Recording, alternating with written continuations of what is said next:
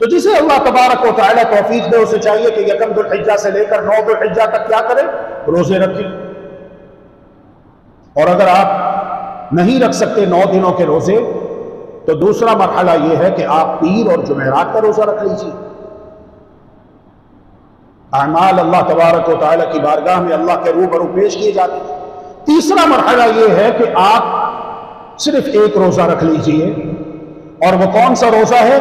محمد الرسول اللہ صلی اللہ علیہ وآلہ وسلم ارشاد فرماتے ہیں صیام یوم عرفہ انی احتسب علی اللہ ان یکفر السنة التي قبلہ والسنة التي بعدہ او کما قال علیہ الصلاة والسلام۔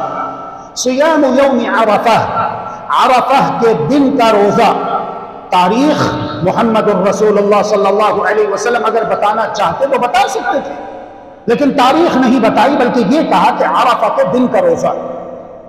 عرفہ کے دن کا روزہ میں اللہ سے امید کرتا ہوں کہ اللہ تبارک و تعالی اس ایک روزے کی برکت سے تمہارے گزشتہ اور آئندہ 2 سالوں کے گناہ معاف کر دے گا۔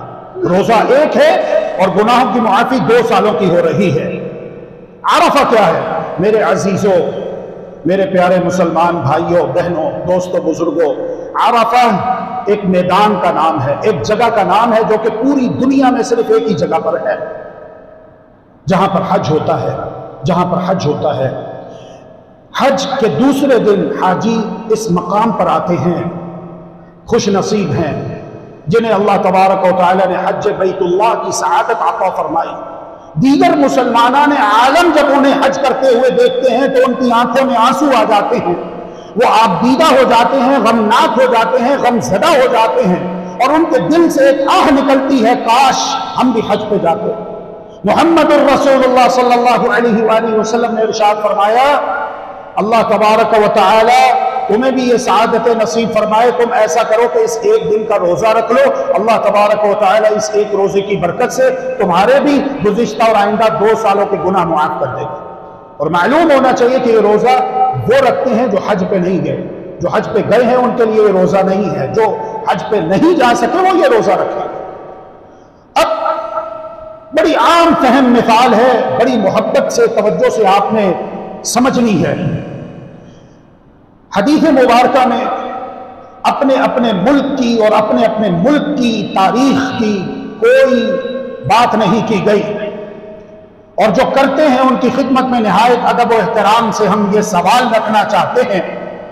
مثال کے طور پر آج جمعہ ہے، یکم ذوالحجہ ہے، سعودیہ میں، مکہ مدینہ میں، کویت میں، بحرین میں، عمان میں، دبئی میں، شارجہ میں، وہاں پہ یکم ذوالحجہ ہے۔ پاکستان میں ہوگی کل، مکہ مدینہ میں ہے آج۔ تو اگر آج وہاں پہ یکم ہو تو حساب لگا لیجئے، جمعہ یکم، ہفتہ 2، اتوار 3، سوموار 4، منگل 5، بدھ 6، جمعرات 7 اور جمعہ 8 اور ہفتہ 9، یعنی کہ جمعہ کے دن حج شروع ہوگا۔ یہ حج کا پہلا دن ہے، اور حج کے دوسرے دن ہم نے کہا کہ حاجی جاتے عرفات میں، تو اس اعتبار سے جس دن روزہ رکھنا ہے وہ کون سا دن ہوگا؟ ہفتے کا۔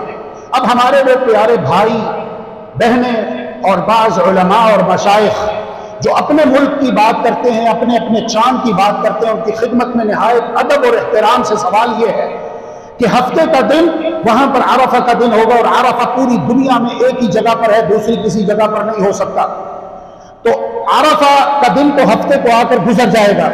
اگر آپ یہ کہتے ہیں کہ اتوار کا دن عرفہ کا دن ہے تو بتائیے عرفہ کا دن کیسے ہو سکتا ہے؟ اس کو سمجھنے کے لیے اس بات کے اوپر غور کیجئے کہ اگر کوئی پاکستانی مسلمان پاکستان سے، لاہور سے، اسلام آباد سے، کراچی سے فلائٹ پکڑ کے جدہ ایئرپورٹ پہنچے، جدہ سے مکہ پہنچے، وہاں پر اتوار کے دن جا کے عمرہ کر کے عرفہ آ جائے تو کیا اس کا حج ہو جائے گا؟ محمد الرسول اللہ صلی اللہ علیہ وآلہ وسلم ارشاد فرماتے ہیں کہ اگر کوئی حاجیوں کے ساتھ 8 ذوالحجہ کو احرام باندھ کے مینا میں نہیں پہنچ سکا، لیٹ ہو گیا، لیکن وہ احرام باندھ کے عرفہ پہنچ جاتا ہے سیدھا، پہلے مینا نہیں جا سکا لیکن اگلے دن عرفہ چلا جاتا ہے اور وہاں پر وقوف کر لیتا ہے، کچھ دیر ٹھہر جاتا ہے، تو اس نے حج پا لیا، اس کا حج ہو گیا۔ اگر اتوار کے دن پاکستان سے کوئی جاتا ہے اور عمرہ کرنے کے بعد عرفہ جا کر تھوڑی دیر ٹھہرتا ہے، کھڑا ہوتا ہے، تو کیا اس کا حج ہو جائے گا؟ کیوں نہیں ہوگا؟ اس لیے کہ وہ دن عرفہ کا دن نہیں ہے، وہ دن تو مینا کا دن ہے۔ اللہ رب العالمین سوچنے سمجھنے کی اور دل سے حق بات کو قبول کرنے کی توفیق عطا فرمائے۔ اس کا یہ مطلب نہیں ہے کہ ہم بحث کریں آپس میں اور مجادلہ کریں اور آپس میں جھگڑا کریں، اختلاف کریں کہ پھر عید بھی ان کے ساتھ کرو، پھر یہ بھی ان کے ساتھ کرو، پھر وہ بھی ان کے ساتھ کرو۔ ہمیں ان باتوں کی ضرورت نہیں ہے۔ ہم حدیث کی بات کر رہے ہیں کہ محمد الرسول اللہ صلی اللہ علیہ وسلم نے فرمایا عرفہ کا روزہ، اور عرفہ کیا ہے؟ عرفہ مکہ سے قریب ایک مقام کا نام ہے، پوری دنیا میں ایک ہی جگہ ہے، جس دن حاجی وہاں پر جائیں، جو نہیں جا سکے وہ ایک روزہ رکھ لے، اللہ رب العالمین اس ایک نفلی روزے کی برکت سے ان کے گزشتہ اور آئندہ 2 سالوں کے گناہ معاف کر دیتا۔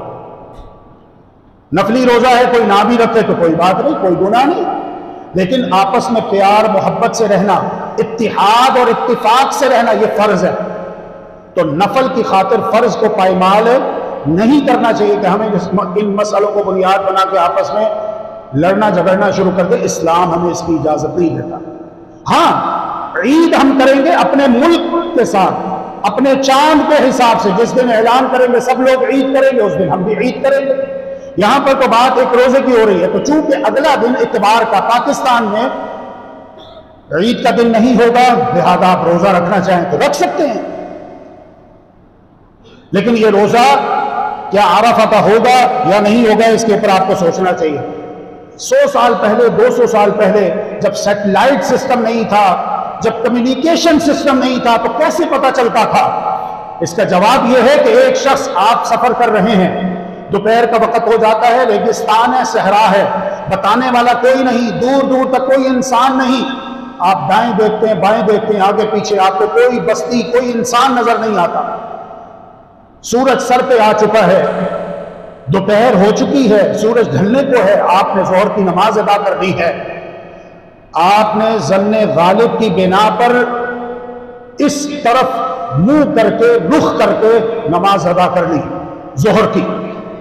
اس کے بعد آپ نے اپنا سفر شروع کیا، چلتے رہے چلتے رہے چلتے رہے، 2، 2.5، 3 گھنٹے کے بعد جا کر ایک بستی آئی، کوئی انسان ملا، کوئی قافلہ ملا، آپ نے راستے میں اس سے پوچھا تو انہوں نے بتایا کہ قبلہ اس طرف ہے، ظہر کی نماز آپ نے ادا کی تھی اس طرف۔ اب آپ کو بتا دیا گیا، علم دے دیا گیا کہ قبلہ اس جانب نہیں بلکہ اس جانب ہے، تو آپ کیا کریں گے؟ آپ کہیں گے کہ میں نے چونکہ ظہر کی نماز اس طرف منہ کر کے پڑھی تھی، اب میں عصر کی نماز بھی ادھر ہی منہ کر کے پڑھوں گا۔ تب آپ کو علم نہیں تھا، جب علم نہ ہو تو اجتہاد کیا جا سکتا ہے، لیکن جب علم آ جائے تو پھر ضد نہیں، اجتہاد نہیں۔ اور وہ جو نماز آپ نے ظہر کی اس طرف رخ کر کے پڑھی تھی، قبلے کی اپوزٹ سائڈ، وہ نماز آپ کی بالکل ٹھیک ہے، بالکل درست ہے، اور اس کے دلائل قرآن مجید میں الحمدللہ موجود ہے، لیکن تفصیل کا موقع نہیں ہے، میں نے اشارے میں بات کی ہے۔ اللہ تبارک و تعالی ہمیں سمجھنے کی اور اس پر عمل کرنے کی توفیق عطا فرمائے۔